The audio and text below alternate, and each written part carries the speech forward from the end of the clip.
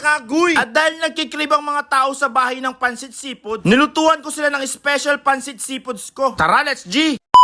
Umaga pa lang mga kaagoy, pumunta na ako ng palengke namin para bumili ng mga seafoods na gagamitin natin sa ating pansit seafood. Bali, meron pala tayong tahong, hipon at pusit na pangsahog natin sa ating pansit. Bali, linisan muna natin to ng maigi bago natin to iluto. Sa hipon naman mga kaagoy, ang ginawa ko lang, itinanggal ko lang naman yung mga buhok niya at nguso mismo ng hipon at yung buntot. Sa ating pusit naman mga kaagoy, tinanggal ko rin yung balat niya at hinati-hati ko lang din siya ng maninipis mga kaagoy. At sa tahong naman natin mga kaagoy, pinakuluan lang muna natin ito ng maigi hanggang mag-open yung kanyang shell. At after nun mga kaagoy, saka naman natin i-separate yung laman ng tahong sa walang laman. Bali, hindi pala tatanggalin yung shell dyan. At after pala natin mga kaagoy, saka naman tayo naghiwa ng mga sibuyas at bawang natin na gagamitin sa panggisa. Dito sa bahay namin mga kaagoy, sobrang hirap kapag nagkikrib at nagugutom talaga sila. Ako talaga ang tatawagin nila para magluto ng merienda dahil masarap daw ang luto ko. Ang palagi ko namang sinasabi sa kanila, ako na ang magluluto basta't sagot nyo lahat at wala akong gagastos. Ang hirap kaya mga kaagoy na ikaw magluluto tas ikaw pang gagastos. Ang mahal ng bilihin. Mahirap nang malugi. Agoy. Repolyo pa nga lang sa bayan. Gold na gold na. How much pa kaya yung mga seafoods na gagamitin natin? At dahil mahal na mahal ko ang pamilya ko mga kaagoy, ako na ang gagastos at ako na ang magluluto para naman makagawa tayo ng magandang mabuti at matuwa yung pamilya natin sa atin. At nung natapos ko lang hatiin lahat mga kaagoy, ganito na naging itsura kaya na. Uumpisa na natin magluto mga kaagoy. Nilabas ko na nga ang pinakamalaking talyasin namin dito sa bahay. Buti na lang talaga mga kaagoy na ang naisipan nilang kainin ay seafood pansit. Alam naman natin na kapag sinabing pansit, pampahaba ng buhay. Kaya ang pagluluto lang natin sa pansit ay hindi masyadong kolesterol para humaba talaga ang buhay. Siyempre, gustong gusto ko namang humaba ang buhay ng mga pamilya ko. Yung sila na lang natitira sa mundo, agoy, joke lang po. Magigisa lang tayo dito ng sibuyas at bawang. Palulutuin lang natin ito ng maigi at saka natin ilalagay dito yung ating pusit. Igigisa muna natin lahat ng mga seafoods na nabili natin. Ang inuna ko na muna palang igisa itong pusit at saka isusunod naman natin dito yung hipon. Bali kalahating kilo lang palang binili nating hipon dito dahil medyo may kamahalan. 1 kilo kasi mga kaagoy nagkakahalagang 350. At yung pusit naman natin ay nabili natin sa 1 kilo na 150. At yung tahong naman natin ay bumili tayo ng 1 kilo at kalahati. Nasa 100 pesos. Ganito palang paggawa ko ng pansit seafoods mga kaagoy. Igigisa lang natin ng maigi itong ating mga seafoods. At titimplahan mo lang siya na pampalasa tulad ng paminta, asin, magic sarap, ginisa mix. At haluin lang muna natin ng kaonte hanggang kumalat yung mga seasoning na nilagay natin sa ating seafoods. At after pala nun mga kaagoy, maglalagay pala tayo dito ng oyster sauce. Mga 3 sachet pa lang nilagay natin dito. At saka natin haluin na pag ganon at pag ganyan para kumalat yung mga panlasa na nilagay natin.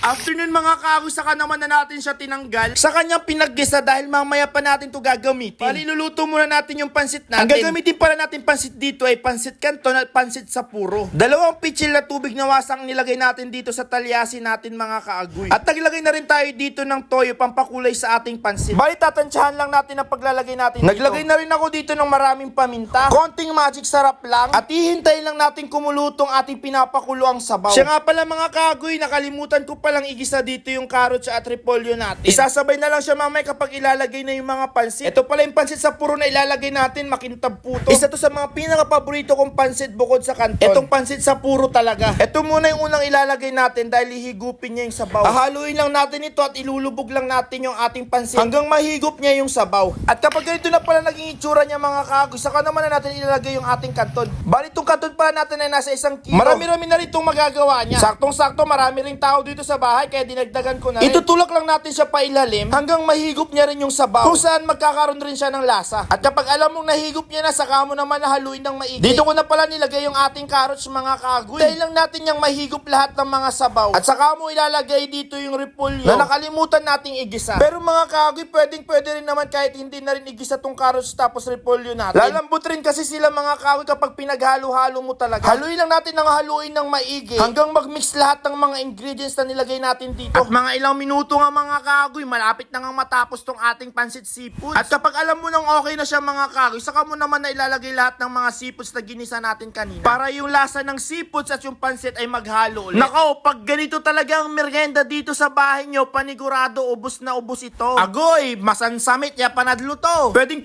nang sabayan ng kanin ang mga ganitong pansit. Kapag nagustuhan nyo ang pagluluto ko ng pansit seafood, paki-comment naman kung taga saan ka para alam ko kung saan napadpad tong vlog ko. Malay nyo inyo. Paglutuan ko kayo ng ganito kapag nakabisita ako sa inyo, agoy. Sino ba namang hindi matatakam kapag ganitong luto? Agaylay dagop panadlutok pansit seafoods, mga kagoy. Pangmalakasan talaga pag ganitong luto. O sige na, magmemerenda muna kami hanggang sa muli. Maraming salamat sa panonood. Bye-bye, agoy.